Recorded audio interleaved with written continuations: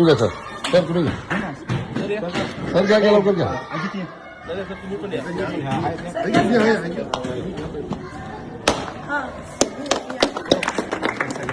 अध्यक्ष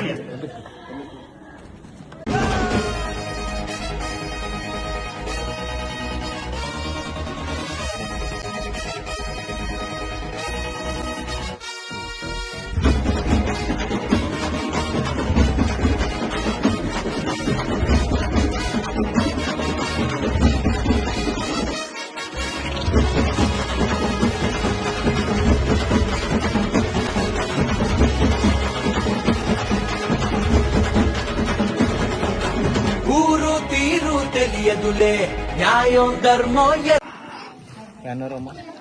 भवानी मातेचा लेख तो होता, मराठ्यांचा राजा होता, झुकला नाही कोणासमोर, मुघलांचा तो बाप होता.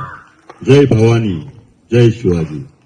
आज आपण येथे रायगड जिल्हा परिषद शाळा गोवटणे इथले दुरुस्ती आणि सुशोभीकरणासाठी जमलेलो आहोत. व्यासपीठावरील आमचे नेते माजी जिल्हा परिषद सदस्य भाई जीवन गावण, उरण तालुक्याच्या महिला अध्यक्षा राणी म्हात्रे, या शाळेतील प्राध्यापक सर, शिक्षक माझे मित्र अजित जोशी, तसेच सर्व शिक्षक येथील, मला काही नावं येत नाही बाकी सर्वांची, कोल्हे सर आणि शाळा व्यवस्थापन कमिटी, या कॉन्ट्रॅक्टर विशाल गावण, कामाचे कॉन्ट्रॅक्टर, तसेच माझे मित्र किशोर वर्तक, सूरजभाई, प्रीतम सर आणि सर्व जमलेले बंधू भगिनींनो आणि मित्रांनो, आज येथे आपण जो शाळेचा दुरुस्तीचा कार्यक्रम ठेवलेला आहे, मी आवर्जून सांगेन की राणीताईंनी या गोवटणे गावासाठी, तसेच या उरण पूर्व विभागासाठी किंवा उरण तालुक्यासाठी भरीव असं काम केलेलं आहे. त्यांच्या संकल्पनेतूनच हे 10 लाखाचा निधी आमदार महेश बालदी साहेबांनी आपल्या गावासाठी दिलेला आहे. मी त्यांची स्तुती करतोय अशातला भाग नाही, पण जिथे कुठेही महिलांचा सन्मान असो किंवा वरिष्ठांचा मान असो, तिथं ते आवर्जून जाऊन त्यांचं यथोचित सन्मान करत असतात. अशा महिला ह्या आपल्या विभागाला लाभल्यात. मी आपलं हे भाग्य समजतोय. त्यांचं काम करण्याची पद्धत आणि हातोटी मी जवळून पाहिलेली आहे. त्यांचे पतिराज सूरज म्हात्रे यांचा खंबीरपणे त्यांना पाठिंबा आहे आणि असा पाठिंबा असल्यावर मग त्यांची काम करण्याची जिद्द ही आणखीन त्यांना प्रोत्साहन देत असते. गोवटणे गावासाठी मागे सुद्धा एक रस्त्याचा निधी काही आणलेला, आणि ज्यावेळी इथे रस्ता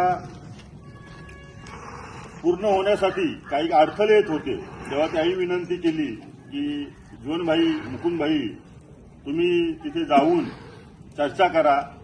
आम्ही चर्चा केल्यानंतर तिथील 2 शेतकरी होते, त्यांना आम्ही सांगितलं बाबा हा रस्ता तुमच्या गावासाठी होतो, काही आपल्याला अनुमती दिली आणि राणीताईंच्या नेतृत्वाखाली जिथे आपली गाडी पास होत नव्हती गोवटण्यावरून, ते आता गाडीसाठी सुसज्ज रस्ता झालेला आहे.